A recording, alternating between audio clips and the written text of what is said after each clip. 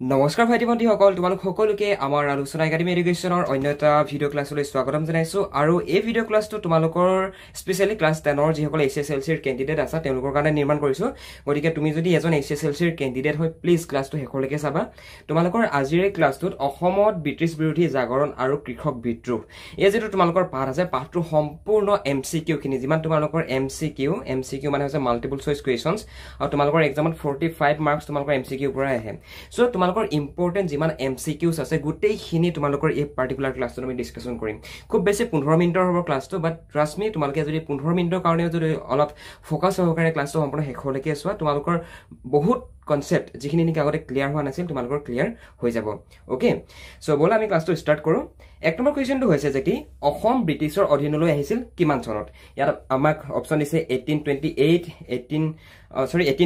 1828, 1826 আৰু 1830। ইয়াৰ শুদ্ধ উত্তৰটো হৈছে 1826। 1826 চনৰ পৰৱৰ্তী পৰ্যায়ত আমাৰ অসমখন ব্ৰিটিছৰ অধীনলৈ আহিছিল। আৰু 1826 চনত কি হৈছিল? 1826 চনত কি হৈছিল বাৰু? ইয়াণ্ডাবু সন্ধি হৈছিল।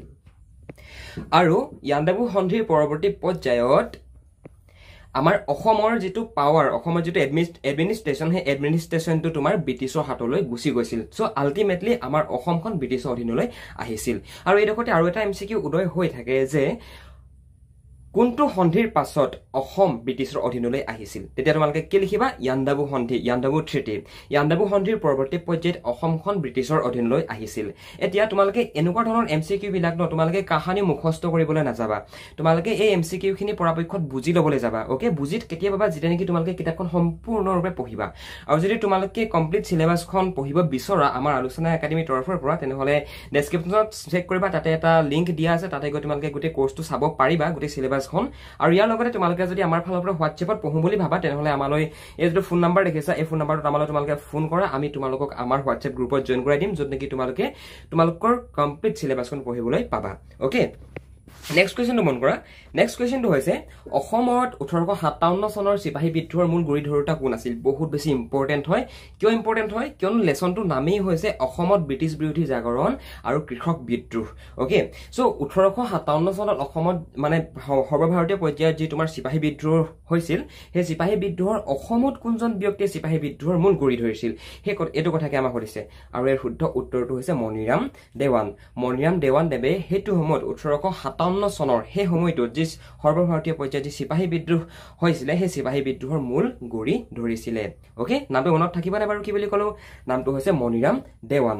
আৰু পৰাপক্ষত এইখিনি তোমালোকে যদি পাৰা বহীত লিখি লোৱা। অ'কে, তোমালোকৰ এই ক্লাছত যিখিনি কথা কৈ থকা হৈছে, এই কুৱেশ্যনখিনি তোমালোকৰ এক্সামত বহুত বেছি কমন পৰি থাকে মানে। অ'কে, তুমি হিষ্ট্ৰী খুচৰি চাই লোৱা, তোমালোকে এই ক্লাছবিলাক বহুত বেছি কমন দেখিবা, এই কুৱেশ্যনবিলাক বহুত বেছি কমন দেখিবা। অ'কে, নেক্সট মন কৰা।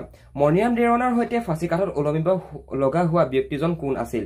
মণিৰাম দেৱানক যেতিয়া দোষী হিচাপে ব্ৰিটিছ চৰকাৰে যেতিয়া ঘোষণা কৰিলে, ঘোষণা কৰাৰ পৰৱৰ্তী পৰ্যায়ত মণিৰাম দেৱানক ফাঁচী কাঠত ওলমাইছিল, হয় নহয়? আমি অলৰেডি ক্লাছত ডিছকাশ্যন কৰি আহিছোঁ। এতিয়া তেখেতক যে ফাঁচী কাঠত যে ওলমাইছিল, সেই ফাঁচী কাঠত ওলমোৱা সময়ত মণিৰাম দেৱানৰ সৈতে আৰু এজন ব্যক্তিক তোমাৰ ফাঁচী দিয়া গৈছিল। সেই ব্যক্তিগৰাকীৰ নাম কি? সেই ব্যক্তিগৰাকীৰ নাম হৈছে পিয়লি বৰুৱা। অ'কে, নেক্সট মন কৰা। ঝান্সীৰ ৰাণী কোন আছিল?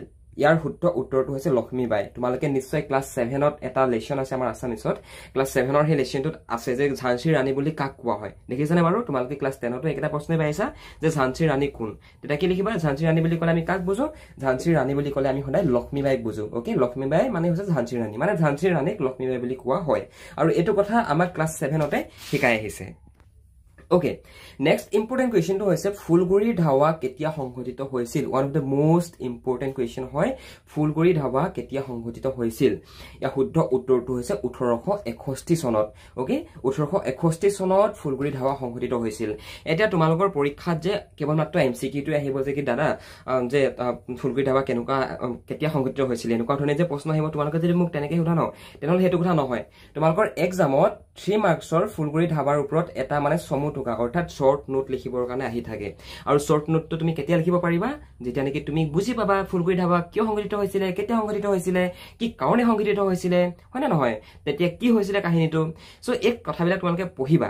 আৰু যদি তোমালোকে আমাৰ ফালৰ পৰা তোমালোকে যদি আমাৰ টিচিংটো ভাল পোৱা, আমি তোমালোকক যিধৰণে পঢ়াই আছো, এই টিচিংটো যদি তোমালোকে ভাল পোৱা, আমি তোমালোকৰ সুবিধাৰ কাৰণে কমপ্লিট কোৰ্চটো প্ৰস্তুত কৰি থৈছো। গতিকে তোমালোকৰ যিসকল ষ্টুডেণ্ট ইন্টাৰেষ্টেড হোৱা ন আমাক প্লিজ যোগাযোগ কৰা হোৱাটছএপত যোগাযোগ কৰা নতুবা ডেছক্ৰিপশ্যনত লিংক আছে লিংকত গৈ তোমালোকে এজ সুন এজ পচিবল কোৰ্চটো কৰি লোৱা অ'কে সেই কোৰ্চটোত তোমালোকৰ কমপ্লিট চিলেবাছ আমি গাইড কৰি দিছোঁ এনেকুৱা নহয় যে কি অকল কুৱেশ্যন আনচাৰখিনি দেখা সেনেকুৱা নহয় মানে তোমালোকক আমি কমপ্লিট চিলেবাছখন তোমালোকক আমি শিকাই দিছোঁ আছামিজ মিডিয়াম ইংলিছ মিডিয়াম দুইটা কাৰণেই আছে গতিকে তোমালোক যি মিডিয়ামৰ নোহোৱা লাগে তুমি এই ফোন নম্বৰটোত আমালৈ ফোন কৰা নতুবা ডেছক্ৰিপশ্যনত লিংক আছে লিংকত গৈ তোমালোকে আমাক যোগাযোগ কৰা নতুবা ফোন কৰা ওকে 1861 চনত জয়ন্তীয়া বিদ্ৰোহৰ নেতৃত্ব কোনে দিছিল বহুত বেছি ইম্পৰ্টেন্ট প্ৰশ্ন হয় এটো তোমালোকৰ 2023 চনত আহি গৈছে 1861 চনত জয়ন্তীয়া বিদ্ৰোহৰ নেতৃত্ব দিছিল উকিয়াং নবাৰে ওকে উকিয়াং নবাৰে 1861 চনত যে জয়ন্তীয়া বিদ্ৰোহ সংঘটিত হৈছিল এই বিদ্ৰোহৰ নেতৃত্ব প্ৰদান কৰিছিল নতুবা নেতৃত্ব দিছিল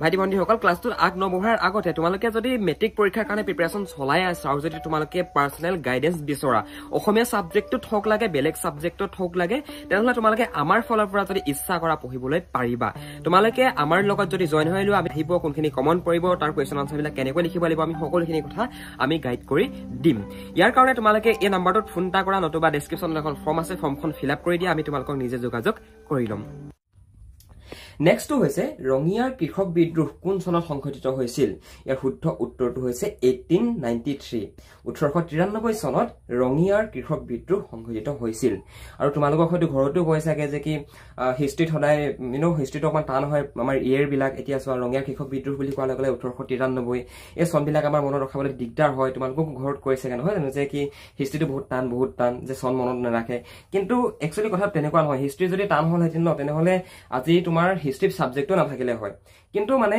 চনবিলাক মনত ৰখোৱা এটা আল্টিমেট পদ্ধতি আছে যেটো পদ্ধতি নেকি আমি তোমালোকক শিকাই দিম তোমালোকে আমাৰ যদি তোমালোকে আমাৰ ফলৰ প্ৰস্তুত কৰা যদি তোমালোকে কোৰ্সটো কৰা ওকে আমি মানে শিকাই দিম তোমালোকক এভৰিথিং গতিকে একো ভয় নকৰিবা একো চিন্তা নকৰিবা এছএছএলসি ভালকে পাছ কৰি যাবা লেটাৰ মাৰ্কস সহ পাছ কৰি যাবা চিন্তা নকৰিবা জাস্ট মনোযোগেৰে পঢ়া আৰু চোৱা ক্লাছবিলাক ওকে ব্ৰিটিছৰ কৰতলীয়া আহোমৰ ৰজা কোন আছিল শুদ্ধ উত্তৰটো হৈছে পুৰন্দৰ সিংহ ব্ৰিটিছৰ কৰতলীয়া ৰজা আছিল বুজিলা ইয়াত কন্দপেশ্বৰ সিংহ গদাধৰ সিংহ গোমধৰ কোঁৱৰ এজনো নহয় কিন্তু দেই শুদ্ধ উত্তৰটো হৈছে পুৰন্দৰ সিংহ বুজিলা ওকে জয়ন্তীয়া ৰাজ্য কেতিয়া ইংৰাজৰ হাতলৈ যায় জয়ন্তীয়া ৰাজ্যখন 1835 চনত ওকে 1835 চনত জয়ন্তীয়া ৰাজ্যখন ব্ৰিটিছৰ নতুবা ইংৰাজৰ অধীনলৈ যায় একচুৱেলি তোমালোকৰ আগৰ মানে যিমানখিনি তোমালোকৰ আমি এসপ্তাহ কৈছো তোমালোকৰ এটা তোমাৰ এই লেসনটো অসমত ব্ৰিটিছ বিৰোধী জাগৰণৰ কৃষক বিদ্ৰোহ এই পাৰ্টিকুলাৰ পাঠটোৰ তোমালোকৰ টোটাল 6টা ক্লাছ আছে 6টা ক্লাছত আমি তোমালোকৰ লগত গোটেই কথাবিলাক ডিসকাশন কৰি আহিছো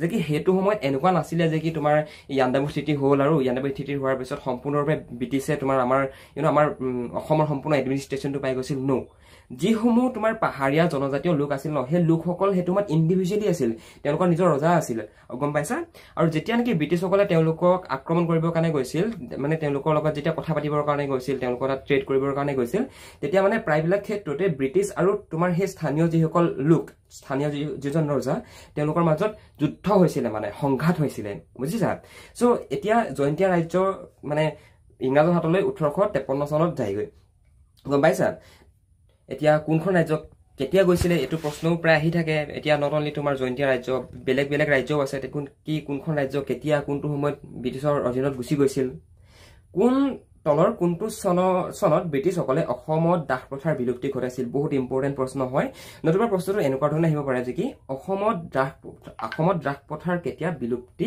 ঘটিছিল ওকে কি বুলি ক'লো মই অসমত দাস প্ৰথাৰ কেতিয়া বিলুপ্তি ঘটিছিল নতুবা তোমাৰ ব্ৰিটিছসকলে অসমত দাস প্ৰথাৰ কেতিয়া বিলুপ্তি ঘটাইছিল ওকে ইয়াৰ শুদ্ধ উত্তৰটো হৈছে 1843 এতিয়া দাস প্ৰথা মানে কি এগেইন আমি ক্লাছটো কৰাৰ আগতে আমি আগৰ ক্লাছখিনি কৰি আহিব লাগিব আমি যিখিনি তোমালোকৰ এক্সপ্লেনেশ্যনৰ ক্লাছকিটা কৰাইছিলো সেই ক্লাছকিটাত আমি সেইখিনি চাব লাগিব ভাল ধৰণে হয় না নহয় দাস প্ৰথা মানে কি তোমালোকক মানে আমি একচুৱেলি তোমালোকে যদি ইউটিউবত ক্লাছটো কৰি আছা ন তেনেহলে তোমালোকৰ জানিবৰ কাৰণে কৈ দিছো যে আমি তোমালোকৰ গোটেই সিলেবাসখন তোমালোকক পঢ়াও গতিকে তেনেস্থলত যদি তোমালোকে ৰেন্ডমলি যদি ক্লাছটোত ক্লিক কৰি দিলা ন তেনেহলে যদি তোমালোকে বুজি নোপোৱা তেনেহলে তোমালোকৰ বুজি পাবলৈ বহুত বেছি দিগদাৰ হ'ব বহুত বেছি মানে নেক্সট লেভেল দিগদাৰ হ'ব তোমালোকৰ বুজি পাইছা তোমালোকে যদি এটা পদ্ধতিগতভাৱে পঢ়া ওকে বুজি যদি পঢ়া বস্তুবিলাক ইজিলি কনসেপ্টবিলাক মনত থাকিব ওকে ব্ৰিটিছ চৰকাৰে কেতিয়া ভাৰতলৈ কেবিনেট মিছনক পঠিয়াইছিল নতুবা ব্ৰিটিছ চৰকাৰে কেবিনেট মিছনক কেতিয়া ভাৰতলৈ পঠিয়াইছিল বহুত বেছি ইম্পৰ্টেণ্ট প্ৰশ্ন হয়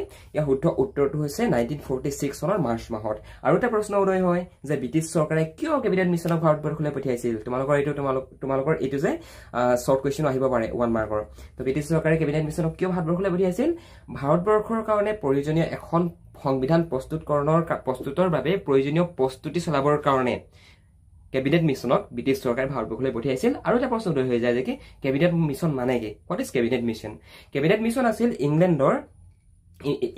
ইংলেণ্ডৰ তিনিটা খণ্ডৰ বিভিন্ন তিনিটা খণ্ডৰ তিনিজন মন্ত্ৰী আছিলে যি তিনিজনক নেকি আমাৰ কনষ্টিটিউশ্যন বনাবৰ কাৰণে পঠিয়াই দিছিলে মানে এক্সপাৰ্ট আছিলে একচুৱেলি তেওঁলোকৰ নিজৰ পাৰ্টিকুলাৰ চেক্টৰ কেইটা মফট মিল্স কোন শুদ্ধ উত্তৰটো হৈছে কলিকতাৰ উচ্চ ন্যায়ালয়ৰ মুখ্য ন্যায়াধীশ সি অপশ্যনটো শুদ্ধ অপশ্যন হয় ওকে মফ মিল্সৰ বিষয়ে তোমালোকৰ আহি থাকে আৰু ডেভিড স্কটৰ বিষয়েও আহি থাকে বহুত বেছি ইম্পৰ্টেণ্ট হয় ওকে ডেভিড স্কটটো বাৰু তোমালোকৰ মানে নাচালে নহবই মানে ডেভিড স্কটৰ বিষয়ে বিকজ ডেভিড স্কট মানে আমাৰ হিষ্ট্ৰীত আমাৰ অসমৰ তোমাৰ সেই সময়ত মানে যেতিয়া নেকি আন্দাবু সন্ধি হ'ল যেতিয়া নেকি অসম ব্ৰিটিছৰ শাসনত অধীনত গ'লগৈ এডমিনিষ্ট্ৰেশ্যনটো যেতিয়া তোমাৰ ব্ৰিটিছ চৰকাৰে পাই গ'ল তাৰ পৰৱৰ্তী পৰ্যায়ত মানে ডেভিড স্কটৰ নামটো মানে তোমালোকে শুনি পায় আৰু এখন কিতাপ আছে কিতাপখনৰ নাম হৈছে David Scott in north east India কিতাপখনৰ দাম হৈছে 350 টকা যদি তোমালোকে পাৰা যদি পসিবল হয় ইংলিছ মিডিয়ামৰ খিনি কাৰণে কৈছো ইংলিছ মিডিয়ামৰ খিনি কৈছো মই David Scott in north east India কিতাপখন কিনি পঢ়িবা বহুত বেছি ভাল হ'ব তোমালোকৰ এই কনচেপ্টবিলাক ক্লিয়াৰ কৰাৰ ক্ষেত্ৰত অসমত দাস প্ৰথা নিষিদ্ধ 1840 ওকে তাৰপৰা ব্ৰিটিছৰ কৰতলীয়া আহোম ৰজা কোন আছিল শুদ্ধ উত্তৰ পুৰন্দৰ সিংহ মানে এটা পুনৰবাৰ দেখাই দিছো তোমালোকৰ কথাবিলাক বুজি পোৱাত উজু হ'বৰ কাৰণে অসমত 1857 চনৰ বিদ্ৰোহৰ নেতৃত্ব কোনে দিছিল মুনিয়াম দেৱানে দিছিল হয় না নহয় ঝান্সী ৰাণী কোন আছিল লক্ষ্মীবাই আছিল লাচিমাৰ কৃষক বিদ্ৰোহ কোন চনত সংঘটিত হৈছিল মোষ্ট ইম্পৰ্টেণ্ট এমচিকিউ হয় লাচিমাৰ কৃষক বিদ্ৰোহ সংঘটিত হৈছিল 1894 চনত ওকে 1894 চনত লাচিমাৰ অসমৰ লাচিমাৰ নামৰ এডোখৰ ঠাইত কৃষক বিদ্ৰোহ সংঘটিত হৈছিল আৰু এতিয়া লাচিমা কৃষক বিদ্ৰোহ কি হয় ফুলগুৰি ধাৱা কি হয় এভৰিথিং আমি আগৰ ক্লাছকেইটাত ডিছকাশ্যন কৰি আহিছোঁ গতিকে গাইজ প্লিজ তোমালোকে আগৰ ক্লাছকেইটা চাই আহিবা যদি আমাৰ এপ্লিকেশ্যন যদি নতুবা আমাৰ হোৱাটছএপৰ ফালৰ পৰা যদি তোমালোকে ক্লাছ কৰি আছা ন দেন প্লিজ আগৰ ক্লাছকেইটা চাই আহিবা আগৰ ক্লাছকেইটা নোচোৱাকৈ যদি এইটো ক্লাছ তোমালোকে কৰিছা তেনেহ'লে তোমালোকৰ বুজাত দিগদাৰ হ'ব যদি পৰীক্ষাত আহি যায় যে কি লাচিমাৰ কৃষক বিদ্ৰোহৰ বিষয়ে এটা চমুটোকা লিখা 3 নম্বৰ দি দিলে নতুবা ফুলগুৰি ধাৱাৰ বিষয়ে লিখিবলৈ দিলে 3 মাৰ্কছৰ কি লিখিবা নকল কৰিবা নেকি ওকে এইবিলাক বেয়া কথা বুজিছানে বাৰু সেইকাৰণে পৰাপক্ষত পঢ়িবলৈ চেষ্টা কৰা গম পাইছানে যিমানেই কনচেপ্টবিলাক ক্লিয়াৰ কৰিবা সিমানেই ভাল ধৰণে পঢ়িব পাৰিবা হয় নে নহয় থেংক ইউ ছ' মাছ ইমানকেইটাই আছিলে বহুত বেছি চাই লাভ নাই অ'কে এমচিকিউ বুলি কোৱাৰ লগে লগে একচুৱেলি তোমালোকৰ নিজৰ আণ্ডাৰষ্টেণ্ডিংটোৰ ওপৰত ডিপেণ্ড কৰে তোমালোকৰ যিমান শ্বৰ্ট কুৱেশ্যন আছে তোমালোকৰ যিমান পাঠভিত্তিক লং কুৱেশ্যনছ আছে যিমান তোমালোকৰ জানি লওঁ আহা আছে সেইখিনিও যদি তোমালোকে ক্লিয়াৰ কৰা ন সেইখিনিও যদি তোমালোকে কাৰ্যক্ৰমে যদি এফালৰ পৰা চাই শেষ কৰি দিয়া তেতিয়া তোমালোকৰ গোটেই এমচিকিউখিনি ক্লিয়াৰ হৈ যাব আকৌ এমচিকিউৰ কাৰণে এটা নেক্সট মানে এটা এক্সট্ৰা ক্লাছ চাবৰ কাৰণে তোমালোকৰ প্ৰয়োজন নাই মানে বুজিলা নাই সো সেইটোৱে সদায় আণ্ডাৰষ্টেণ্ডিংটোৰ ওপৰত যাবা তোমালোকৰ কনচেপ্টবিলাক ভাল ধৰণে ক্লিয়াৰ হ'ব thank you so' much for ৱাচিং দিছ ক্লাছ এণ্ড ভাল লাগিলে যদি এটা জানাই লাইক কৰিবা বন্ধু বান্ধৱীৰ লগত শ্বেয়াৰ কৰিবা আৰু এগেইন তোমালোকে যদি কোৰ্চটো ল'ব বিচৰা তেনেহ'লে প্লিজ আমাক কোৱা আৰু লৈ লোৱা একচুৱেলি লাভটো তোমালোকৰ হ'ব আমাৰ হোৱাৰ লগতে তোমালোকৰো লাভ হ'ব okay thank you so' much bye by